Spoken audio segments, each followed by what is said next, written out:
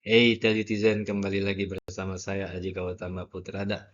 Ini adalah mata kuliah sistem keamanan cerdas. Kita sudah sampai pertemuan 14, yaitu tentang homomorphic encryption. Dalam video pertama kita akan membahas mengenai privacy vs intelligence. Pada video sebelumnya kita membahas machine learning for IDS, di mana kita mempelajari bahwa ada berbagai macam teknik machine learning untuk mendeteksi IDS yang mempunyai dataset yang terkenal dan banyak benchmarknya. Di dalam dataset IDS pun kita mempelajari bahwa banyak sekali serangan yang dapat kita deteksi, yaitu di antara misalnya ada phishing, ada distributed denial of service atau DDoS, dan ada scanning attack. Sekarang kita akan lanjut ke pembahasan mengenai homomorphic encryption. Kalau kita membahas homomorphic encryption, kita membahas mengenai privacy. Dan kalau kita membahas mengenai privacy, kita membahas mengenai PII. Saya rasa sudah pada tahu apa itu privacy. Privacy itu sekarang sangat famous, sangat sering dibahas karena apa-apa sekarang dapat mengganggu privasi seseorang, dan privasi seseorang semakin dilindungi oleh undang-undang. Misalnya zaman sekarang kita tidak lagi sembarangan berbagi foto-foto kita, karena itu melanggar privasi.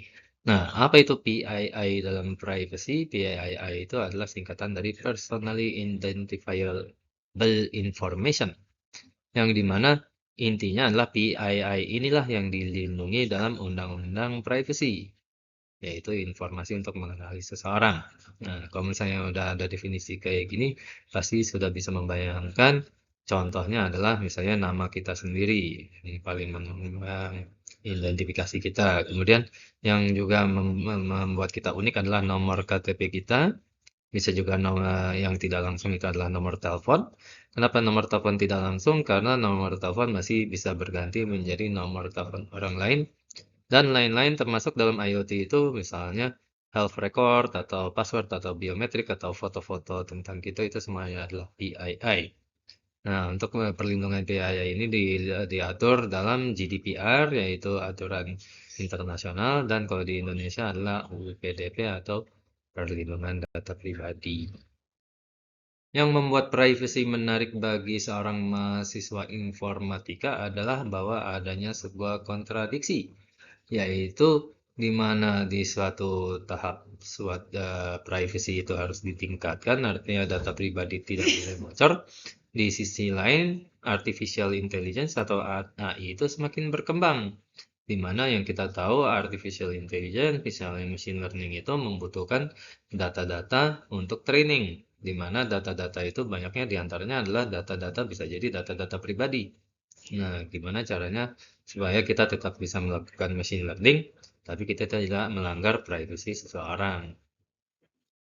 Untuk menjawab tantangan tersebut, jawabannya adalah PET. PET ini bukan binatang peliharaan. PET itu adalah singkatan dari Privacy Enhanced Technology. Tujuannya ada dua, yaitu tadi. Yang pertama adalah melindungi privacy, jadi keamanan data pribadi tetap tinggi. Di sisi lain, mempertahankan utility. Utility di sini dimaksud adalah bahwa kemampuan si data itu digunakan untuk machine learning dan intelligence tetap tinggi. Jadi kita mendapatkan dua sisi dari data gitu.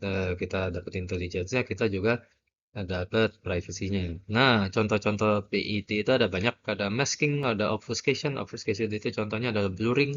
Jadi kalau misalnya dalam image itu image diacak-acak, itu namanya adalah obfuscation.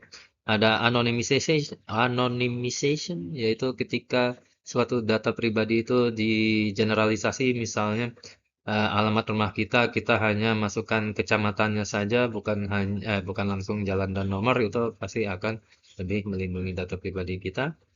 Kemudian pseudonymization, di mana nama kita diganti dengan nama lain. Terus habis itu ada juga homomorphic encryption yang akan kita pelajari pada pertemuan ini.